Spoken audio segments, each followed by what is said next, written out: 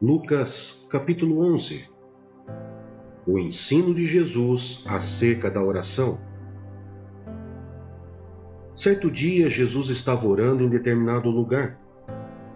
Tendo terminado, um dos seus discípulos lhe disse: Senhor, ensina-nos a orar, como João ensinou aos discípulos dele. Ele lhes disse: Quando vocês orarem, digam: Pai, santificado seja o teu nome. Venha o teu reino. Dá-nos cada dia o nosso pão cotidiano. Perdoa-nos os nossos pecados, pois também perdoamos a todos os que nos devem. E não nos deixes cair em tentação. Então lhes disse: Suponham que um de vocês tem um amigo e que recorre a ele à meia-noite e diga: Amigo, empreste-me 3 pães, porque um amigo meu chegou de viagem e não tenho nada para lhe oferecer. E o que estiver dentro responda: Não me incomode, a porta já está fechada e eu e meus filhos já estamos deitados. Não posso me levantar e lhe dar o que ele pede. Eu lhes digo: embora ele não se levante para dar-lhe o pão, por ser seu amigo, por causa da importunação, se levantará e lhe dará tudo o que precisar. Por isso lhes digo: peçam e lhes será dado. Busquem e o encontrarão. Batam e a porta lhes será aberta. Pois todo o que pede recebe, o que busca encontra, e aquele que bate a porta será aberta. Qual pai entre vocês, se o filho lhe pedir um peixe, em lugar disso lhe dará uma cobra? Ou se pedir um ovo, lhe dará um escorpião? Se vocês, apesar de serem maus, sabem dar boas coisas aos seus filhos, quanto mais o Pai que está nos céus dará o Espírito Santo a quem o pedir.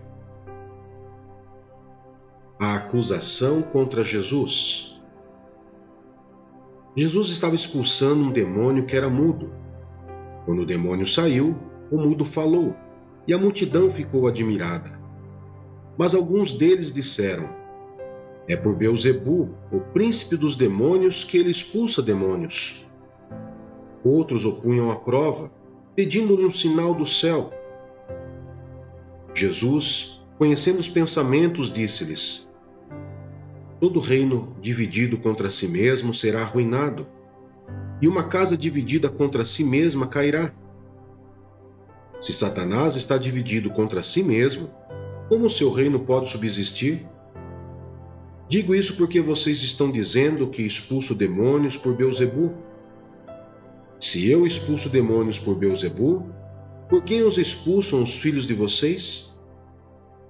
Por isso, eles mesmos estarão como juízes sobre vocês. Mas se é pelo dedo de Deus que eu expulso demônios, então chegou a vocês o reino de Deus. Quando um homem forte e bem armado guarda sua casa, seus bens estão seguros. Mas quando alguém mais forte o ataca e o vence, tira-lhe a armadura em que confiava e divide os despojos. Aquele que não está comigo é contra mim, e aquele que comigo não ajunta, espalha. Quando um espírito imundo sai de um homem, passa por lugares áridos, procurando descanso, e não o encontrando, diz: Voltarei para a casa de onde saí. Quando chega, encontra a casa varrida e em ordem.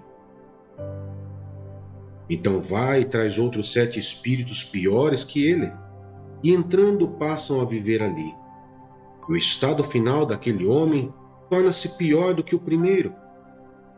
E quando Jesus dizia essas coisas, uma mulher da multidão exclamou: Feliz é a mulher que te deu à luz e te amamentou.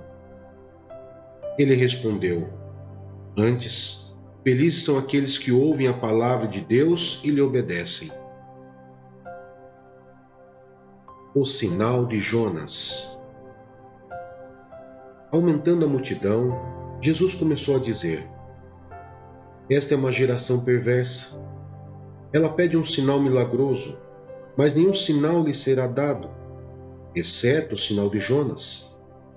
Pois assim como Jonas foi um sinal para os ninivitas, o Filho do Homem também o será para esta geração.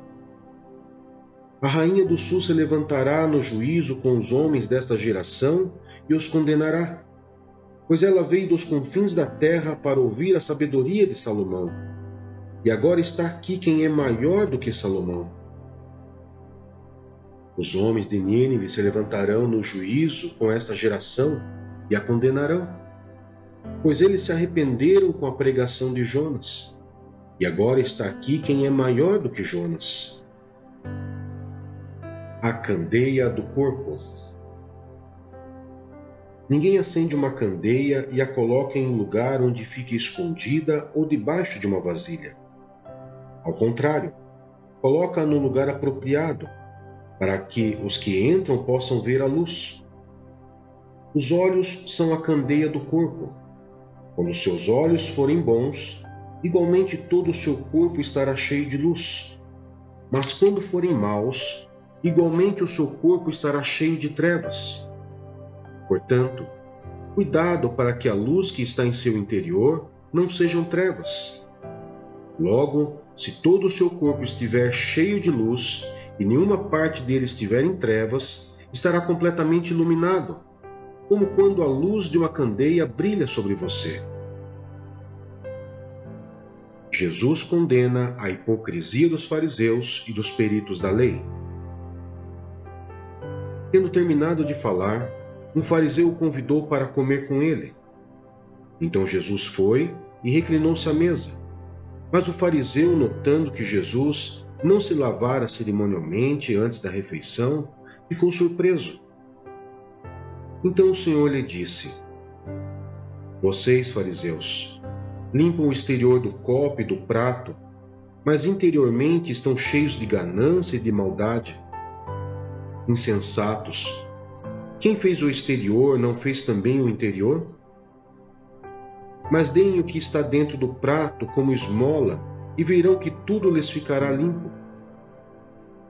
Ai de vocês, fariseus, porque dão a Deus o dízimo da hortelã, da arruda e de toda sorte de hortaliças, mas desprezam a justiça e o amor de Deus. Vocês deviam praticar essas coisas sem deixar de fazer aquelas. Ai de vocês, fariseus, porque amam os lugares de honra nas sinagogas e as saudações em público. Ai de vocês, porque são como túmulo que não são vistos, por sobre os quais os homens andam sem o saber. Um dos peritos na lei lhe respondeu: Mestre, quando dizes essas coisas, insultas também a nós. Quanto a vocês, peritos na lei, disse Jesus, ai de vocês também, porque sobrecarregam os homens com fardos que dificilmente eles podem carregar, e vocês mesmos não levantam nenhum dedo para ajudá-los.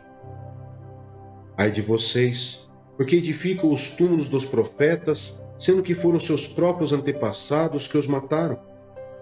Assim vocês dão testemunho de que aprovam o que os seus antepassados fizeram. Eles mataram os profetas e vocês lhe edificam os túmulos.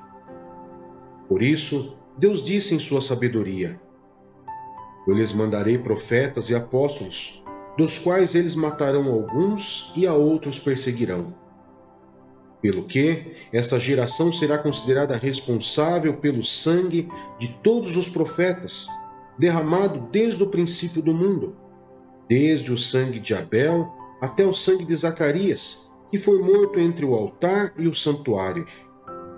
Sim, eu lhes digo, esta geração será considerada responsável por tudo isso. Ai de vocês, peritos na lei, porque se apoderaram da chave do conhecimento.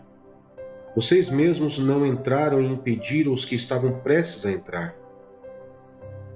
Quando Jesus saiu dali, os fariseus e os mestres da lei começaram a opor-se fortemente a ele e a interrogá-lo com muitas perguntas, esperando apanhá-lo em algo que dissesse. 1 Coríntios, capítulo 12. Os dons espirituais. Irmãos, quanto aos dons espirituais, não quero que vocês sejam ignorantes. Vocês sabem que quando eram pagãos, de uma forma ou de outra, eram fortemente atraídos e levados para os ídolos mudos. Por isso, eu lhes afirmo que ninguém que fala pelo Espírito de Deus diz: Jesus seja amaldiçoado. E ninguém pode dizer: Jesus é Senhor, a não ser pelo Espírito Santo. Há diferentes tipos de dons, mas o Espírito é o mesmo. Há diferentes tipos de ministérios, mas o Senhor é o mesmo. Há diferentes formas de atuação, mas é o mesmo Deus quem efetua tudo em todos. A cada um, porém, é dada a manifestação do Espírito, visando ao bem comum. Pelo Espírito, a um é dada a palavra de sabedoria, a outro, pelo mesmo Espírito, a palavra de conhecimento, a outro, fé, pelo mesmo Espírito, a outro, dons de curar, pelo único Espírito, a outro, poder para operar milagres, a outro, profecia, a outro, discernimento de espíritos, a outro, variedade de línguas, e ainda a outro, interpretação de línguas. Todas essas coisas, porém, são realizadas pelo mesmo e único Espírito, e ele as distribui individualmente a cada um como quer. Diversidade na unidade. Ora, assim como o corpo é a unidade, embora tenha muitos membros, e todos os membros, mesmo sendo muitos, formam um só corpo, assim também com respeito a Cristo. Pois em um só corpo, todos nós fomos batizados em um único Espírito, quer judeus, quer gregos, quer escravos, quer livres. E a todos nós foi dado beber de um único Espírito. O corpo não é feito de um só membro, mas de muitos. Se o pé disser: por que não sou mão? Não pertenço ao corpo. Nem por isso deixa de fazer parte do corpo. E se o ouvido disser: por que não sou olho? Não pertenço ao corpo. Nem por isso deixa de fazer parte do corpo. Se todo o corpo fosse olho, onde estaria a audição? Se todo o corpo fosse ouvido, onde estaria o olfato? De fato, Deus dispôs cada um dos membros no corpo segundo a sua vontade. Se todos fossem um só membro, onde estaria o corpo? Assim, há muitos membros, mas um só corpo. O olho não pode dizer à mão: não preciso de você. Nem a cabeça pode dizer aos pés: não preciso de vocês. Ao contrário, os membros do corpo que parecem mais fracos são indispensáveis, e os membros que pensamos serem menos honrosos, tratamos com especial honra. E os membros que em nós são indecorosos, são tratados com decoro especial, enquanto os que em nós são decorosos não precisam ser tratados de maneira especial. Mas Deus estruturou o corpo dando maior honra aos membros que dela tinham falta, a fim de que não haja divisão no corpo, mas sim que todos os membros tenham igual cuidado uns pelos outros.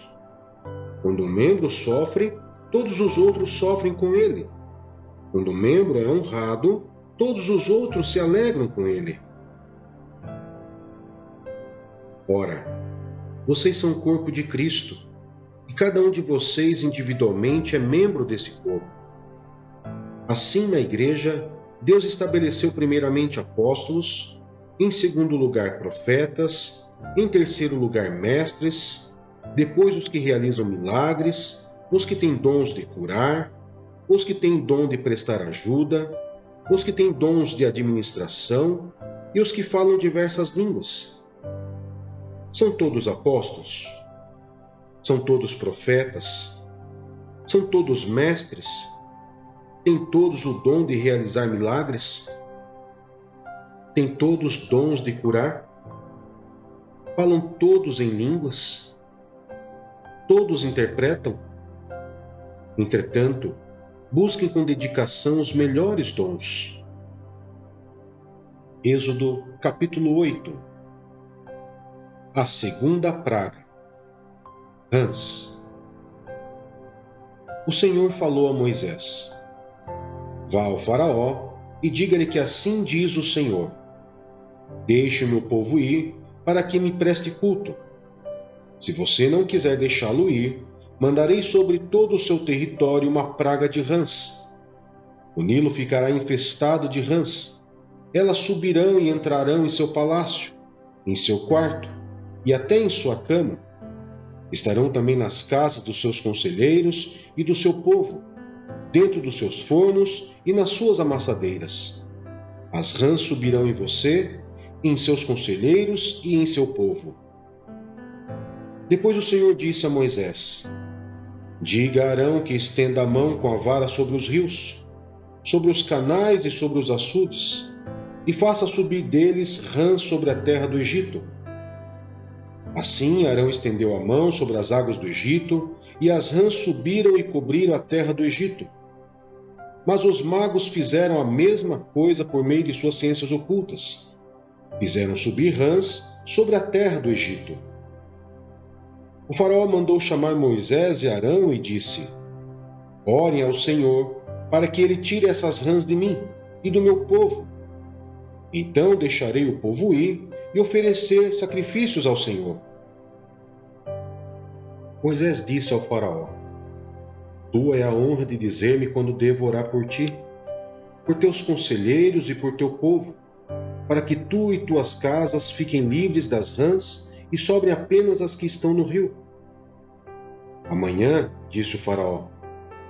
Moisés respondeu: Será como tu dizes, para que saibas que não há ninguém como o Senhor, o nosso Deus. As rãs deixarão a ti, a tuas casas, a teus conselheiros e a teu povo.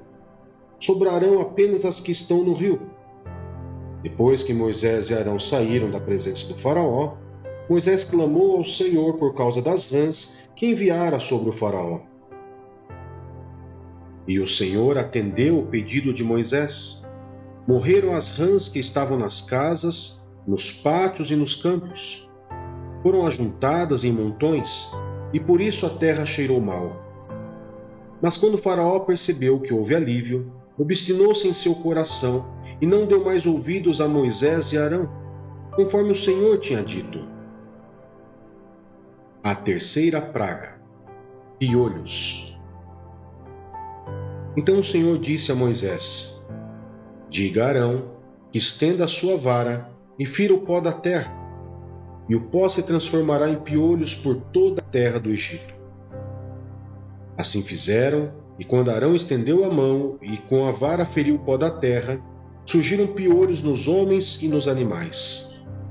Todo o pó de toda a terra do Egito transformou-se em piolhos.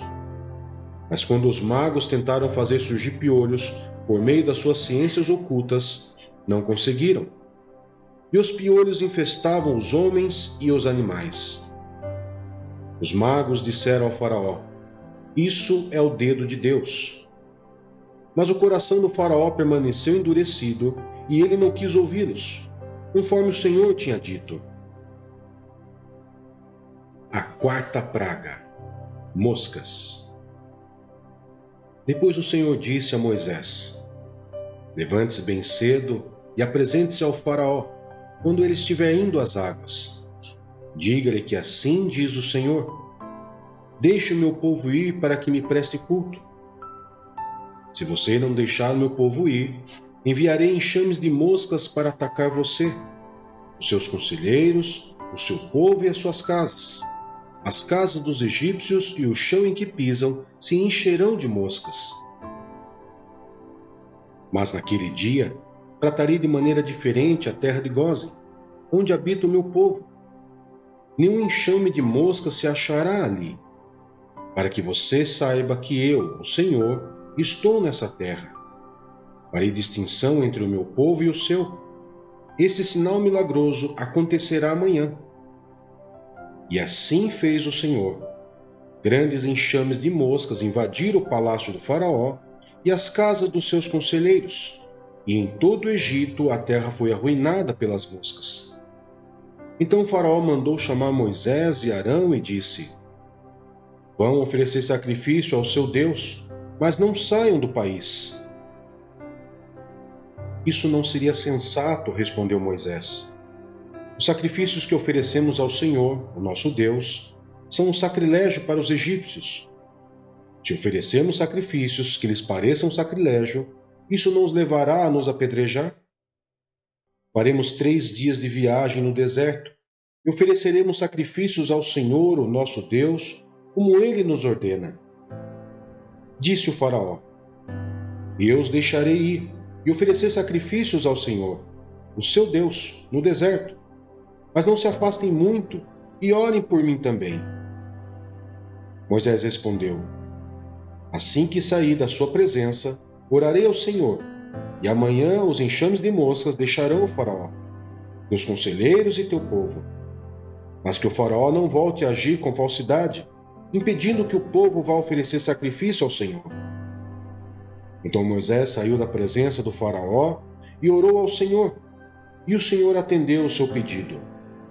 As moscas deixaram o faraó, seus conselheiros e seu povo. Não restou uma só mosca. Mas também, dessa vez, o faraó obstinou-se em seu coração e não deixou que o povo saísse.